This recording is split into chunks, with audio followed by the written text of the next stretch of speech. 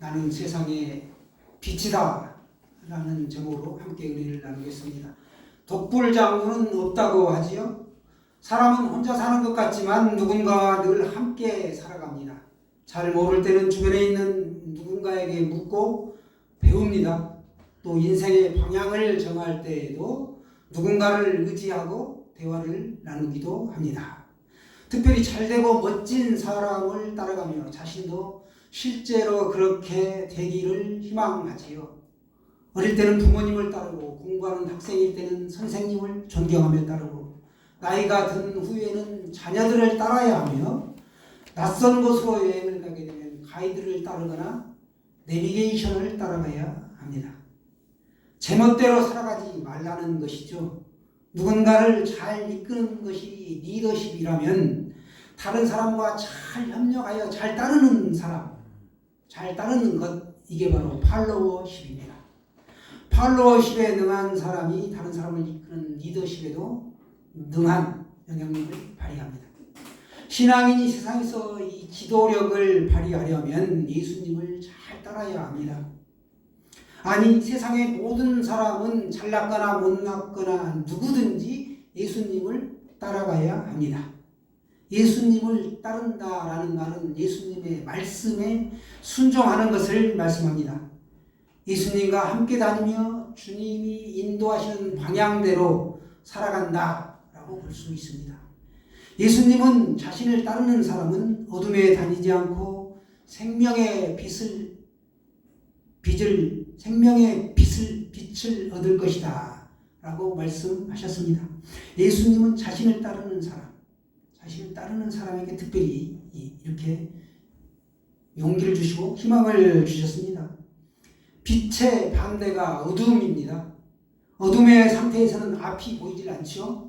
우리가 맹인들 보게 되면 어떠한 행동을 하는지 금방 알 수 있습니다. 앞으로 나아가려고 해도 손으로 더듬거릴 뿐입니다. 그리고 어두울 때는 무엇이 손에 잡혀도 제대로 구분하지를 못하죠. 또 하나님을 찾는다고 해도 무엇을 해야 할지 모른다라는 것입니다. 어둠은 빛의 반대인데 어둠이 무엇인가 하면 빛이 하나님이 알려주시는 은혜와 생명의 원리를 아는 것이라면 어둠은 하나님이 알려주시는 은혜와 생명의 원리를 모르는 상태, 이게 바로 어둠입니다. 즉 하나님 나라에 대해서도 모르고 하나님을 찾는다고 해도 그것이 무엇인지를 모른다. 주어도 이것이 무엇인지를 모른다라는 것이죠. 우리가 어둠에 다니면서 이렇게 보면 자주 넘어질 수밖에 없는 상태가 됩니다. 하나님을 모르기 때문에 자주 넘어질 수밖에 없죠. 그런데 예수님께서는 그런 우리들에게 분별력을 주십니다. 해야 할 일과 하지 말아야 할 일, 그리고 가야 할 곳과 가지 말아야 할 곳 등 행동 분별이, 사리 분별이 용이하도록 우리를 도와주십니다. 예수님은 이런 초월적인 분이시다라는 것을 알려주신 분이시죠. 우리 하나님 아버지가 이런 분이다 라고 말씀해 주셨습니다. 왜? 예수님은 세상에 참 빛이시기 때문에 알고 계신 것이죠. 사실 알려주셨고 보여주시고 우리에게도 하나님 나라와 영생을 허락해 주셨습니다. 예수님은 세상에 참 빛이십니다. 예수님은 아버지 하나님의 보내심을 받아 세상에 빛으로 오신 것입니다. 예수님을 믿게 되면 우리는 태양빛이 밝다고 하는데 저 태양빛보다도 더 밝은 빛이 내 몸을 관통하는 것입니다. 성령의 역사입니다. 오늘 본문의 배경이 되는 이 초막절은 예수님이 이 초막절 행사에 빗대어서 말씀하시는데 유대의 큰 명절입니다. 수확을 하고 하나님께 기쁨의 제사를 드리는 축제의 기간이죠. 예나 지금이나 축제에는 불꽃이나 조명이 빠지질 않습니다.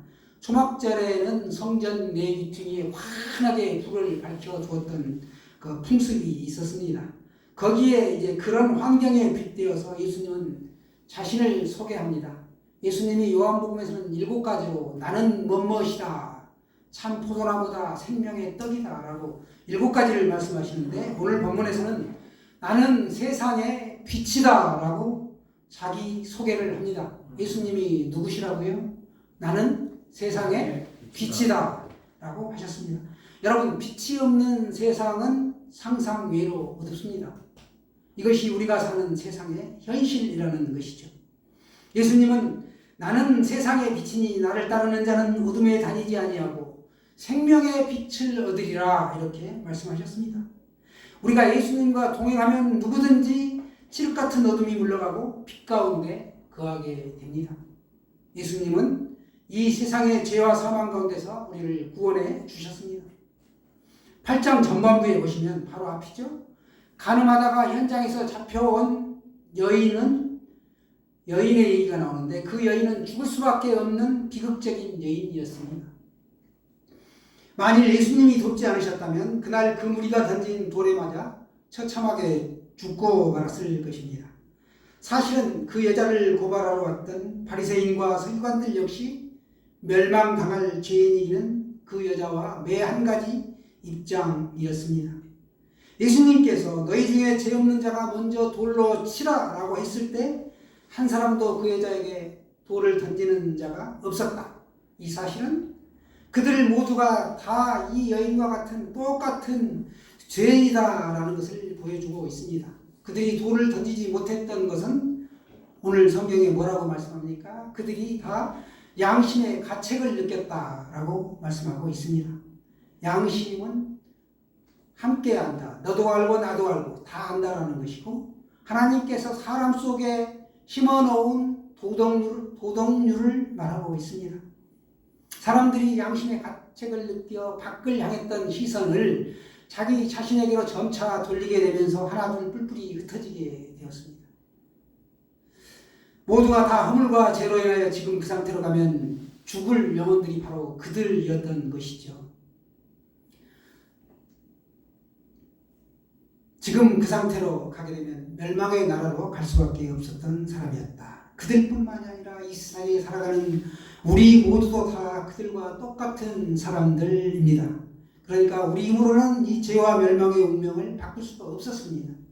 그렇기에 예수님이 이 땅에 육신의 몸을 입고 우리 죄를 대신하여 십자가를 지신 것이죠.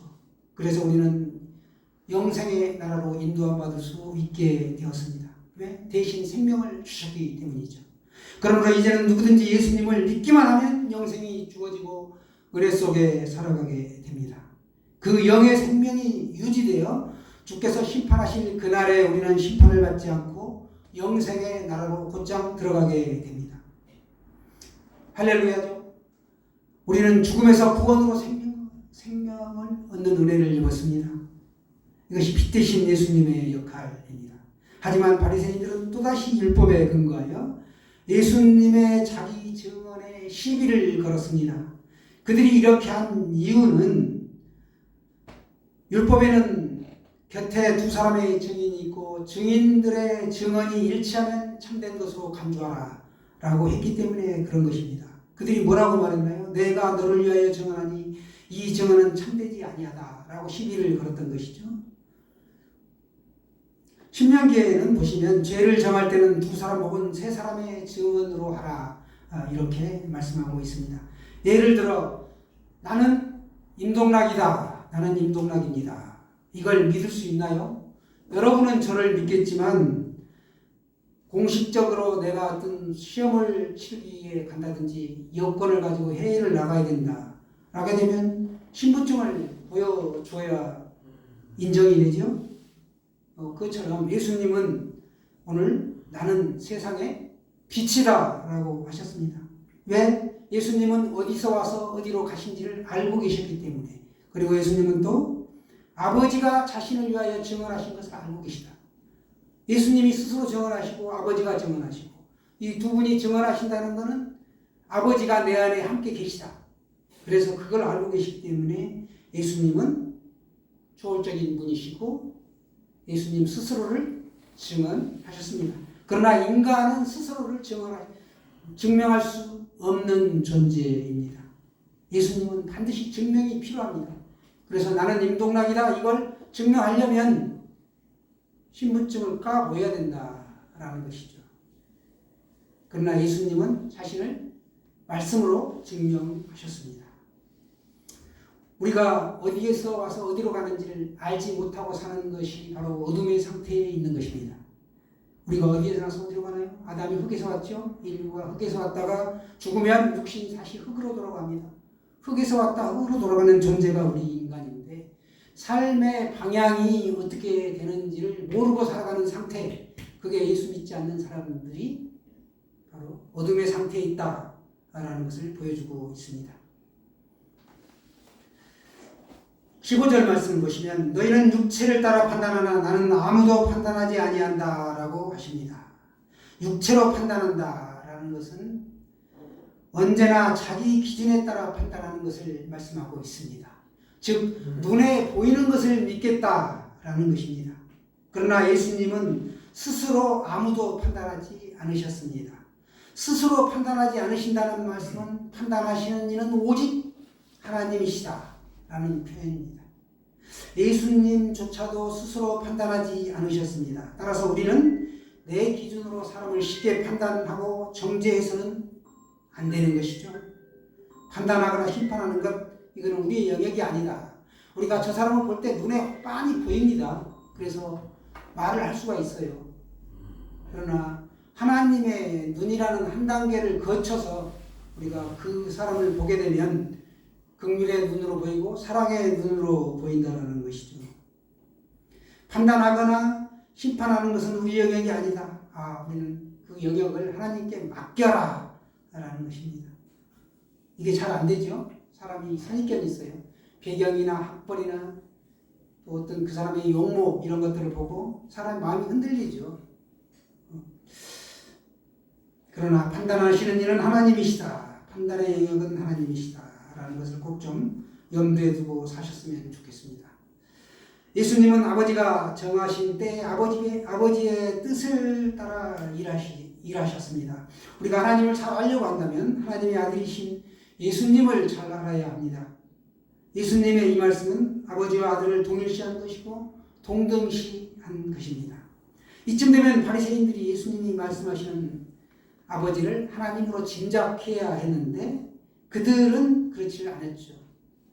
믿으려고 하는 사람은 예수님의 말씀을 듣고 하나님을 믿습니다. 그러나 믿지 않으려고 하는 사람은 예수님의 말씀을 들으면 어떻게든지 예수님을 흠잡고 트집잡고 핍박할 이유를 찾으며 어깃장을 놓습니다. 사람들이 예수님을 붙잡아서 무언가 해를 가하려고 했습니다. 그러나 덥석 나서서 예수님을 붙잡는 사람이 없었습니다. 그것은 예수님의 때가 아직 되지 않았기 때문이었습니다. 하나님은 예수님의 때를 정하여 일하게 하셨고 예수님은 때를 따라 일을 하셨습니다. 예수님은 어두운 세상을 밝히는 세상의 참 빛이 되십니다. 이제는 예수님을 우리가 믿음으로 인하여 우리의 어두운 눈이 열리고 새로운 세상을 볼 수 있어야 합니다. 사랑하는 여러분, 예수님을 믿는 순간 내가 그동안 믿고 섬겼던 일체의 다른 힘들을 다 내려놓고 쓰레기처럼 배설물처럼 버려야 합니다. 그런데 예수 믿고서도 제사를 지내는 사람이 있고 사주 관상 후에 아주 심취해 있습니다. 점치는 행위들, 고사를 지내고 이런 행위들을 일체 다 버려야 합니다. 이 세상 사람들이 예수님의 사람이 되느냐 마느냐의 갈림길이 뭐냐. 나는 제사 때문에 예수를 못 믿겠다 하는 사람이 의외로 많습니다. 그들은 다른 신도 섬기고 예수님도 섬기는 이 적당한 혼합주의, 믿어도 적당하게 믿어라. 너 미친 거 아니야? 광신도 아니야? 라고 비난합니다. 하나님을 모르기 때문에 그렇습니다. 세상 사람들 전도하다 보면 기불천도, 종교가 있나요? 하면 기불천도라고 해요. 기독교, 불교, 천주교 마치 보험 들듯이 혼합주의로 신앙을 다 갖겠다라는 것입니다. 영리한 것 같죠, 일견. 그러나 그 사람은 헛 믿음을 가지고 있는 것이고 헛된 것에 마음을 뺏기고 있습니다.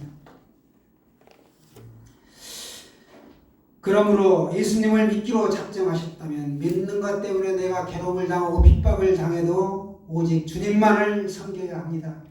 내게 예수 믿는 것 때문에 핍박이 온다라면 그것은 하나님이 나에게 주실 상급이 있구나. 하나님이 천지를 지으신 하나님이 나의 모든 것을 아신 하나님이 이걸 허락하셨을 때는 뭔가 좋은 게 나를 기다리고 있겠구나라는 것을 인식하셔야 합니다. 그러니까 핍박받는 것을 기뻐하고 내가 즐거워해야 한다는 것이죠.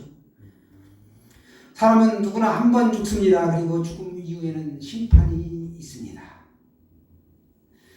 사람이 죽으면 육체는 이 땅에 썩어 없어지죠. 그러나 그 사람의 본질, 그 사람의 실체는 여전히 죽지 않고 그대로 남아서 하나님 앞에 나아가 심판을 받아 멸망을 받든지 영생의 나라로 가게 되든지 결정이 나는 것입니다. 그때 하나님 앞에서 우리가 심판을 받을 때에는 이 지구에서 육신으로 살고 있는 지금 우리의 몸 안에 영의 생명이 있는지 여부, 있는지의 여부에 따라 심판을 받게 된다는 것이죠. 살아있는 날에 너가 예수를 믿어 생명이 있느냐, 빛 대신 예수님의 이 생명이 있느냐 없느냐, 거기에 따라서 심판대 앞에서 영생의 생명을 얻느냐 영벌을 얻느냐 결정이 됩니다. 그러니까 살아있을 때 모든 것이 결정되는 것이죠. 죽어서 나를 다시 보내주십시오. 내 형제에게 가서 내가 천국과 지옥이 있고 절대로 지옥에 오지 말라고 얘기해주고 오겠다라고 부자가 이야기하지만 예수님은 선지자와 즉 목회자와 전도하는 사람들의 입을 통하여 네가 복음을 들어라. 그거로 족하다. 그렇게 말씀하십니다. 이 세상에서 육신으로 살아갈 때 정말 삶이 중요하죠. 믿음 따로 행위 따로가 아닌 우리의 삶이 중요한 이유입니다. 예수님 밖에서 자기대로 살아가는 자는 영의 생명이 없습니다. 이것도 섬기고 저것도 섬기고 그것은 헛믿음이라는 것이죠. 영의 생명은 하나님께서 주시는 또 하나의 생명입니다. 우리가 보고 느끼는 이 육신의 생명 이외에 거듭난 생명, 새로운 피조물인 새 생명이 예수 믿는 사람들에게 새로 생겨나 있습니다. 우리 안에 있는 것이죠. 이 새로운 영의 생명은 예수님과 동행하며 예수님의 은혜 속에서 살아갈 때 이게 계속 유지되어집니다. 그러다가 육신의 생명이 다하여 죽어서 하나님 앞에 가면 그 영의 생명이 있는 자는 심판을 받지 않고 그대로 영생의 나라로 들어간다라는 것입니다. 그러므로 예수님은 우리에게 생명을 주시는 생명의 빛으로 생명의 떡으로 또 세상의 참 빛이 되십니다.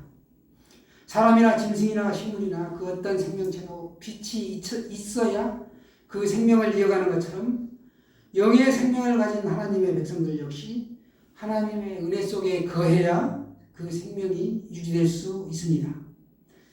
혹시 바쁘다는 핑계로 예수님을 멀리하지 마시기 바랍니다. 마치 밥을 먹지 않거나 햇볕을 전혀 보지 않고도 나는 살아갈 수 있다라고 장담하는 것만큼 어리석은 일이라는 것이죠. 예수님과 함께하며 주님이 증언하시는 그 하나님을 우리가 볼 수 있어야 합니다. 오늘 그분의 자기소개는 나는 세상의 빛이다 말씀하셨습니다. 은혜 속에 계속 머물러 있으시길 바랍니다. 밭에 콩이 흐드러지게 심겨지면 그게 콩밭이요, 배추가 가득 심어지면 배추밭이라고 부릅니다. 그러나 우리의 마음밭에 무엇을 심느냐 중요하죠. 밭에 아무것도 심겨지지 않고 밭이 그대로 있으면 그냥 밭일 뿐입니다.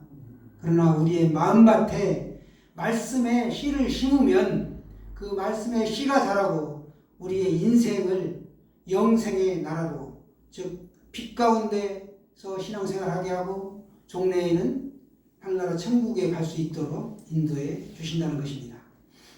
이번 사순절 기간에 예수님에 대해 더 깊이 알아가고 은혜 안에 머무는 복된 시간이 되시길 바랍니다. 특별히 예배드리는 일을 빼먹거나 중단하지 마시길 바랍니다. 그래서 복된 인생, 귀한 인생으로 천국 가는 그날까지 승리하는 삶 사시기를 축원합니다.